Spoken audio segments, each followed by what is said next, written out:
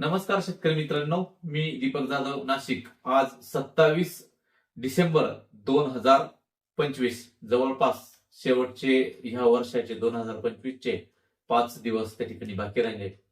तर मित्रांनो, यंदा जर बघितलं तर दक्षिण भारतामध्ये जो काही नॉर्थ ईस्ट मान्सून असतो, म्हणजे ऑक्टोबर, नोव्हेंबर आणि डिसेंबर, जो कर्नाटक, आंध्र प्रदेश, केरळ आणि तामिळनाडू या राज्यात होतो, तो म्हणावा तितका पडला नाही आणि 4 वर्षापासून तो कमी कमी होत चाललाय. म्हणजे नॉर्थ ईस्ट मान्सून, ईशान्य मान्सून गेल्यानंतर तो दक्षिण भारतात पडतो, पण त्याचं प्रमाण हे अत्यल्प होऊन गेलं.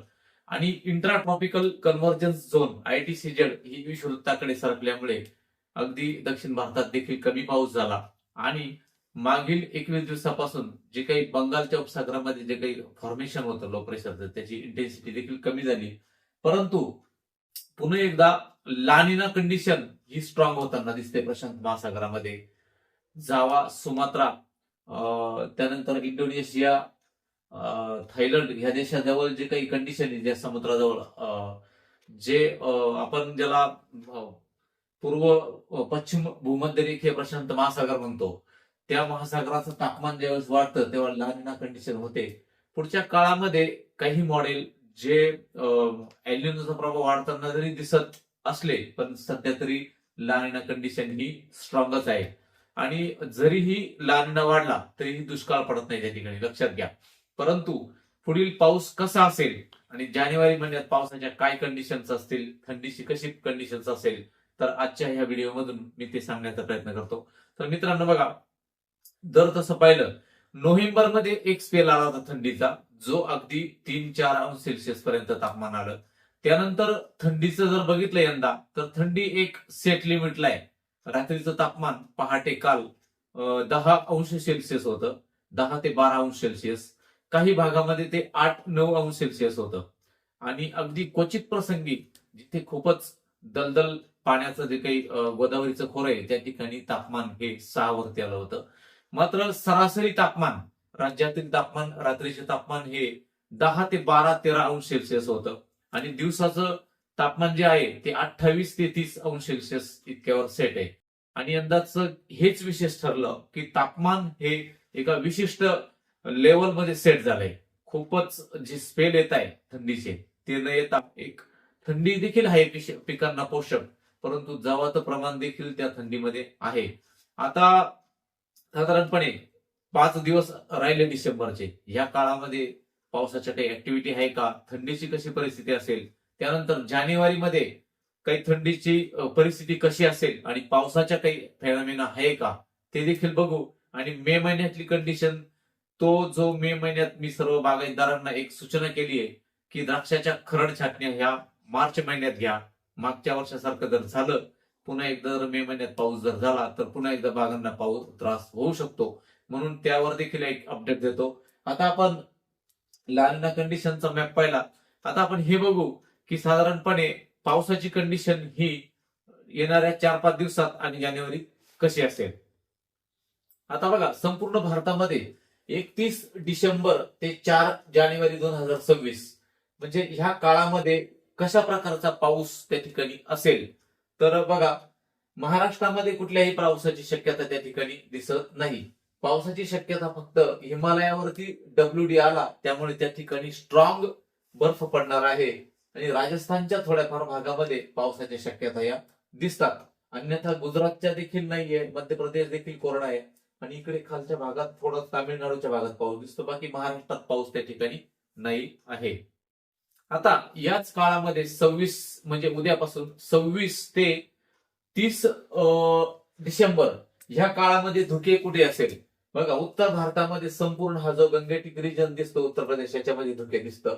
त्यानंतर मध्य प्रदेशात धुके, आणि महाराष्ट्रामध्ये जो काही नांदेड लातूरचा भाग आहे त्याच्यामध्ये, आणि पुण्यापासून जो खालचा भाग आहे याच्यामध्ये थोडंफार धुकं असण्याची शक्यता आहे.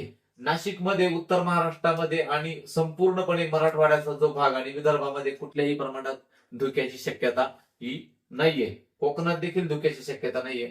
मात्र अहिल्यानगरचा जो खालचा भाग आहे, ह्या भागामध्ये साधारणपणे सातारा, सांगली पर्यंत आणि इथे नांदेड, लातूर, उस्मानाबाद म्हणजे धाराशिव या भागामध्येच धुक्याची शक्यता दिसते, अन्यथा हा जो धुक्याचा पट्टा आपल्याला दिसतो बाकीच्या ठिकाणी धुक्याची शक्यता नाहीये. आता बघा 26 ते 30 डिसेंबर या काळात पावसाच्या शक्यता अजिबात नाहीये आपल्याकडे पावसाच्या. लक्षात घ्या, कुठे फक्त इकडे खाली तामिळनाडूकडे आणि वरती हिमालयाच्या या भागाकडे इकडेच डब्ल्यूडीच्या प्रभावामुळे पावसाची शक्यता आहे, बाकी कुठल्याही पावसाची शक्यता नाहीये. या काळामध्ये मात्र तापमान हे रात्रीचं तापमान हे 8 ते 10 अंश सेल्सिअस राहण्याची शक्यता आहे. आता बघा 4 ते 9 जानेवारी 2026 नवीन वर्ष सुरू होईल. त्या काळात ECMWF मॉडेलच्या अंदाजानुसार हिमालयावरती स्ट्रॉंग डब्ल्यूडी येतो, त्याच्यामुळे दिल्ली NCR च्या भागामध्ये पावसाच्या शक्यता या जाणवतात. मध्य प्रदेश पर्यंत पावसाची शक्यता त्या ठिकाणी दिसते. मात्र महाराष्ट्रामध्ये कुठे पावसाची शक्यता ही काही दिसत नाही. फक्त अकोला अमरावतीच्या भागात थोडीफार शक्यता, नंदुरबार धुळे आणि नाशिकच्या परिसरामध्ये अति ढगाळ वातावरण तयार होईल, बाकी पावसाची शक्यता या ठिकाणी दिसत नाही. मात्र ढगाळ वातावरण हे 4 तारखेपासून आपल्याकडे थोडंफार ह्या सिस्टमच्या प्रभावामुळे थोडं इथे दिसतं फक्त. बघा धुळे, नंदुरबार, नाशिकचा पट्टा आणि पुण्याचा पूर्व भाग आणि इथे अकोला अमरावती या भागात, बाकीचा पावसाची शक्यता ही तिथे देखील नाही, फक्त ढगाळ वातावरणच होईल. बाकी इकडे मध्य प्रदेशच्या वरती पावसाची शक्यता त्या ठिकाणी आहे 4 ते 9 जानेवारी पर्यंत. यंदा डब्ल्यूडी मात्र खूप येत आहे, जे मेडिटेरियन सी कडून भूमध्य समुद्राकडून जे येत आहे. बघा डब्ल्यूडी जर बघितलं तुम्ही तर मोठ्या प्रमाणात या ठिकाणी डब्ल्यूडीचा प्रभाव दिसतो. तर त्या काळामध्ये देखील आता 10 ते 15 जानेवारी पर्यंत देखील महाराष्ट्रामध्ये कुठल्याही पावसाची शक्यता नाही. ढगाळ वातावरण फक्त हे 4 ते 9च्या दरम्यान होणार. बाकी वरच्या भागातच पाऊस आणि खालच्या भागातच पाऊस हाच एक पट्टा दिसतो. महाराष्ट्रामध्ये मकर संक्रांतीच्या आसपास पावसाची शक्यता नाहीये, फक्त ढगाळ वातावरणाच्या शक्यता दिसतात. या 4 दिवसामध्ये 26 ते 30 डिसेंबरच्या काळामध्ये मात्र तापमान हे उत्तर भारतामध्ये पाकिस्तान सहित संपूर्ण राज्यामध्ये अतिशय खाली आले. सिंगल डिजिट मध्ये टेम्परेचर आहे.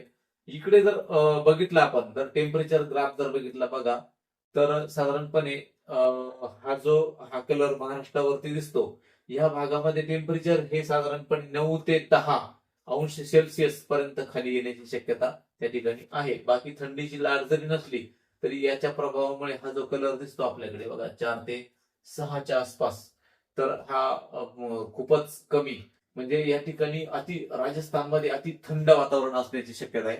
आपल्याकडे 8 ते 9-10 अंश सेल्सिअस रात्रीचं तापमान दिसतं. आता संभावित जे काही सिस्टम बनणार आहे संपूर्ण जानेवारी महिन्यामध्ये, तर त्याचा ट्रॅक मी बनवलाय बघा. आता तर डब्ल्यूडी बघू पहिल्यांदा 30 डिसेंबर ते 4 जानेवारी आणि 9 जानेवारी ते 11 जानेवारी 2026 या काळात स्ट्रॉंग डब्ल्यूडी येणार हिमालयावर, त्यामुळे त्या ठिकाणी बर्फबारी जोरात होणार. 27 ते 28 डिसेंबर आणि 5 ते 7 जानेवारीच्या दरम्यान देखील डब्ल्यूडी येणार. पश्चिमी विक्षोभ सतत येत असतात ते हिमालयावरती, बर्फवृष्टी सतत होत असते. इकडे बघा लो प्रेशर 2 बनणार. 29 ते 31 डिसेंबरला इथे एक लो प्रेशर बनणार, पण त्याचा इम्पॅक्ट आपल्याकडे नसणार आहे. दुसरं 1 ते 8 जानेवारी 2026 ला या ठिकाणी लो प्रेशर बनणार, ते देखील इथे येणार. त्याच्या प्रभावामुळे थोडंफार ढगाळ वातावरण होण्याची शक्यता आहे. आणि दुसरं म्हणजे मेडन जुलियन ऑन्सोलेशन हा जो फेज 2 आणि 3 मध्ये येत आहे, तर तो 2 ते 15 जानेवारीला इथे एक सायक्लोनिक सर्क्युलेशन निर्माण होण्याची शक्यता आहे, परंतु त्याचा ट्रॅक अद्याप त्या ठिकाणी निश्चित नाहीये. कदाचित 15 जानेवारी नंतर महाराष्ट्रात ढगाळ वातावरण होण्याची शक्यता दिसते 17-18 जानेवारीच्या आसपास, परंतु त्याचा अद्याप स्पष्ट तितकं काही दिसत नाही. आपण एमजेओ फेजचा ग्राफ बघू. एमजेओ फेज म्हणजे मेडन आणि जुलियन नावाचे 2 रिसर्चर्स होते. त्यांनी एक शोधलं होतं की पृथ्वीच्या ध्रुवीय कक्षामधून विषुववृत्तीय भागातून एक ट्रेड विंड वाहते. ते ट्रेड विंड 30 ते 60 दिवसामध्ये पृथ्वीचा एक चक्कर टाकते आणि जी जेव्हा हिंदी महासागरावर येते तेव्हा आपल्याकडे पावसाचे सिस्टम किंवा लो प्रेशर, डिप्रेशन, चक्रीवादळ निर्माण होत असतात. परंतु ह्या दिवसामध्ये डिसेंबर नंतर त्याची इंटेन्सिटी तितकी काही नसते, ती विषुववृत्तीय भागातून निघून जाते, परंतु थोड्याशा पावसाच्या हालचाली त्या ठिकाणी दिसत असतात. तर अँप्लिट्यूड 1 चा काही भाग 2 आणि 3 हा हिंदी महासागराचा अँप्लिट्यूड आहे. याच्यावरती जेव्हा पॅसिफिक ओशन मध्ये हा जो एमजेओ फेज ही पृथ्वीचा ग्राफ हा जेव्हा फिरत फिरत या ठिकाणी येतो, तर साधारणपणे 15 जानेवारीच्या आसपास 9 ते 15 जानेवारीच्या आसपास तो 2-3 अँप्लिट्यूड मध्ये असेल, तर त्या काळामध्ये थोड्याफार ऍक्टिव्हिटी ह्या दिसतात पावसाच्या, परंतु त्या म्हणाव्या तितक्या मध्य भारतावर येत नाही. जर वेगवेगळ्या मॉडेलमध्ये बघा, आता याचे फॉरकास्टिंग जर बघितले तर नोवा किंवा एनसीईपी किंवा अजून विविध ECMWF यांच्या काही फॉरकास्टिंग असतात की एमजेओ फेज ज्या भागात असेल त्याचं त्या ठिकाणी ते मेजर केलं जातं आणि त्या ठिकाणचा ग्राफ बनवला जातो. तर ह्या ठिकाणी स्टार्ट पृथ्वीच्या एका भागापासून असते आणि बघा तिन्ही मॉडेल तर तुम्हाला दाखवतो मी. तर हा ग्राफ साधारणपणे डिसेंबरच्या एंडला या ठिकाणी 1 मध्ये येऊन इथे 2 मध्ये येण्याची शक्यता त्या ठिकाणी आहे. हे नोवा आणि क्लायमेटिक प्रिडिक्शन सेंटर किंवा CPC किंवा ECMWF विविध मॉडेलचे असतात हे ग्राफ. तर यानुसार एमजेओ फेज देखील येतोय, परंतु त्याचा प्रभाव तितकासा काही आपल्याकडे पडणार नाही. हा जरा जानेवारीचा अंदाज. म्हणजे एकंदर जानेवारीमध्ये ढगाळ वातावरण होईल, परंतु पावसाच्या शक्यता मात्र जानेवारीत या महाराष्ट्रामध्ये फारच कमी दिसतात. फक्त एक सिस्टम आहे ती 20-15 जानेवारी नंतर दिसते, पण तिच्यात तेवढी अॅक्युरेसी नाहीये. जर पुढे काही बदल झाला तर आपण सांगूच. त्यानंतर मे महिन्याच्या पावसाबाबत मी आधीच अंदाज त्या ठिकाणी दिलाय. सर्व द्राक्ष उत्पादकांना सांगितलंय की तुम्ही खरड छाटण्या या मार्च महिन्यातच करा. आणि आजही काही मॉडेल परत एकदा दाखवत आहे की साधारणपणे जरी मागच्या वर्षासारख्या ज्या 2 सिस्टम बनल्या होत्या दोन्ही समुद्रामध्ये, दोन्ही साधारणपणे 30 एप्रिलला 2 डिप्रेशन बनले, एक हिंदी महासागरात आणि एक बंगालच्या उपसागरात, आणि ते सरळ सरळ वरती निघाले. हळूहळू 15 दिवस वर येत होते ते, एक बंगालच्या उपसागरातून एक अरबी समुद्रातून, आणि त्याच्यामुळे जबरदस्त पाऊस आपल्याकडे त्या काळात झाला. त्याचा परिणाम द्राक्ष उत्पादनावर मोठा झाला. परंतु यंदा तशी सिस्टीम जरी बनत नसली, कारण 100 वर्षातून अशा घटना 3 वेळेस झाल्या, परंतु एक वेदर पॅटर्न हा इंडियन सब कॉन्टिनेंट मधील चेंजेस होत आहे. आता आपल्याकडे 6 महिन्याचा पावसाळा होण्याची शक्यता आहे. तर साधारणपणे मार्च महिन्यात देखील 15 मे नंतर काही ऍक्टिव्हिटीज पावसाच्या दिसतात. म्हणून त्या अनुरूप सर्वांनी जे काही कांद्या काढणीचे जे काम आहे किंवा द्राक्षाच्या छाटण्या आहे, कारण त्याला 55,000 कॅन्डल लक्स इतकी ऊर्जा लागते द्राक्षाच्या गर्भधारणेकरता, तेवढी पाहिजे. म्हणून तुम्ही लवकरच छाटण्या घ्या आणि काही फरक पडत नाही 1 महिन्याने. नंतर त्याला व्यवस्थित बुरशीनाशक मारून त्या काड्या आपल्याला वाचवता येतात. हा सगळा काही अंदाज सगळ्यांनी लक्षात घ्या आणि त्यानुसार कामाचं नियोजन करा. धन्यवाद.